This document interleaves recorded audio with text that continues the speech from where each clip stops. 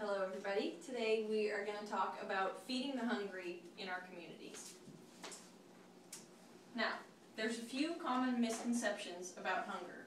So, if I ask you guys this question, where do you think are different places that hunger occurs? Yes, Elise. Africa? Okay. Somebody else? Yeah? Big cities. Okay. Kyle? Poverty-stricken towns. Okay. All right. Now, hunger is something that exists everywhere, and a lot of people think that hunger does not exist in America. For instance, when I was doing research on this, I was wondering why there was so much information about hunger in America, because I just didn't think that it was something that a lot of people struggle with. Also, people think that it's not something that's really a pressing issue, and it doesn't need a lot of attention. And a lot of people think that it only happens in third world countries. Or they'll think, you know, no one in my community suffers from this, or I don't know anybody that suffers from being hungry. But the truth is, you probably do know somebody. Now, here are some hunger and poverty statistics about America. 1 in 6 Americans struggle with poverty. So what that means is, out of our group, at least one of us could be struggling with hunger issues, and we might not even be aware of it. In 2009, 43.6 million people were in poverty, and in 2010, 48.8 Americans lived in food-insecure households, 32.6 million adults, and 16.2 million children. And in 2009, 3.4 million seniors and 65 or older were in poverty. So hunger doesn't just affect people in third world countries, like I said, and it affects every single person on the spectrum. It involves families, children, and the elderly. Now, there's some different causes that stand behind hunger issues. There are stuff like medical issues. There's a lot of people in America and everywhere across the world that have medical issues, and if they don't have enough money to pay for them, or if they don't have health care, then a lot of times these bills can just keep piling up and piling up, and after a while they have to start choosing whether or not they want to pay their bills or whether or not they want to eat food. A lot of people choose to pay their bills because they feel like it's more pressing. Also, as most of you are aware, we're in a tough economy right now. We're in a recession.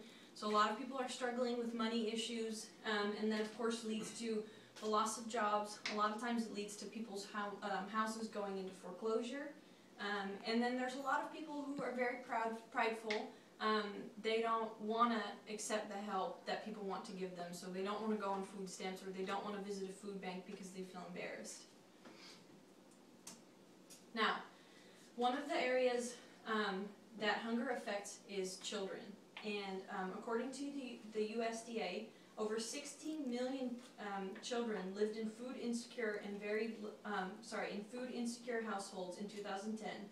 20% or more of the child population in 40 states and DC lived in food insecure households in 2009, and nearly 14 million children were estimated to be served by Feeding America, over 3 million of which were under the age of 5. These are very sad statistics for our own country. Now, of course, there's different consequences that come to child hunger. Children of America are our future. They're future leaders, and when these kids go to school hungry, it obviously affects their ability to learn.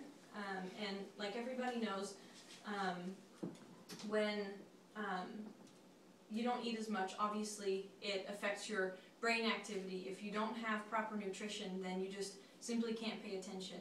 And so these children are just not doing well in schools, and that's a way that they can't progress in society. Now also, a starving child is more likely to suffer from poverty as an adult. So this is very interesting. A lot of times with different things, when you're a child and you're in a certain situation, when you grow into an adult, you also tend to find yourself in that same situation, and the same is true about hunger. Research indicates that hungry children do more poorly in school and have lower academic achievement because they're not well prepared for school and cannot concentrate, just what I said before. Now, why should you care about this? Hunger is closer than you think. Like I said before, hunger can affect anybody that you know. It can affect a family down the street. It can affect somebody in your church. It can even affect your family members that maybe you don't talk to that often and you just don't know their situation. And when it affects children, it affects our future generation, and that's who we have to depend on. So it's very important for us to make sure that these children get proper nutrition and that people are aware of what proper nutrition is. And of course, a very big reason is that Christ tells us to. He tells us to love our neighbor like ourselves, and we wouldn't let ourselves starve, so why would we let anybody else starve?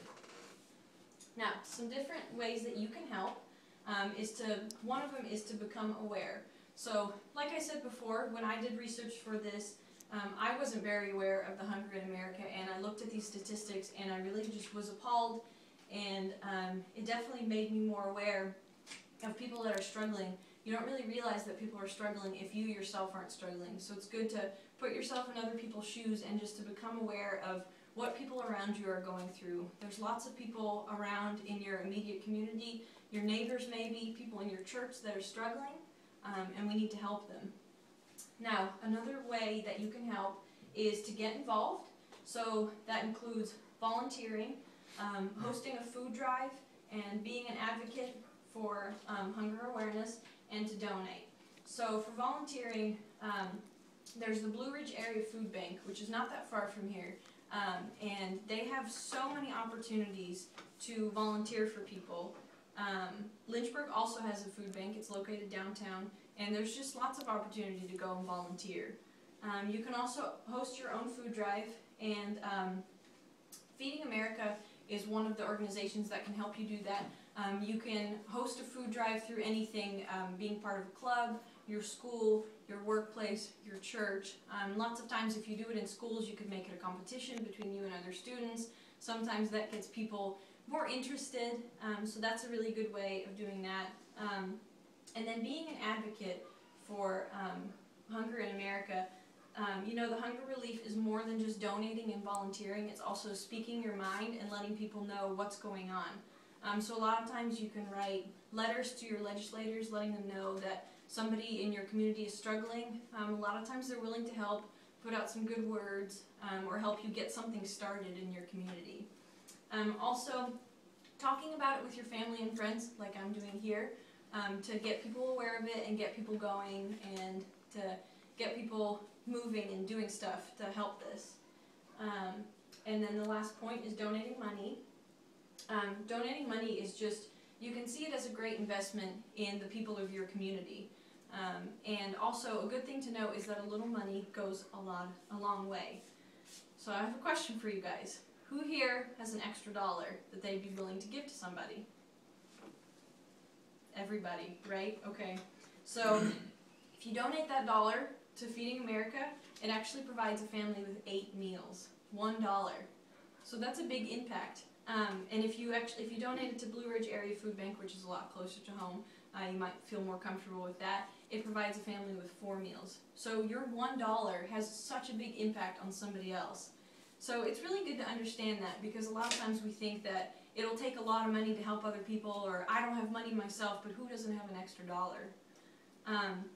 Like I said before, our biggest local food bank is Blue Ridge Food Bank. They distributed close to 16 million pounds of food last year, which is so much. So they obviously have a lot of places for volunteers, and they serve 34 counties in the area. So they cover a lot of space, and there's a lot of opportunities for serving. And then lastly, it's just important to reach out to people in your community and just find out who needs help. Talk to people, ask them if they're doing okay, and be genuine about it. So that was my speech. I hope you liked it.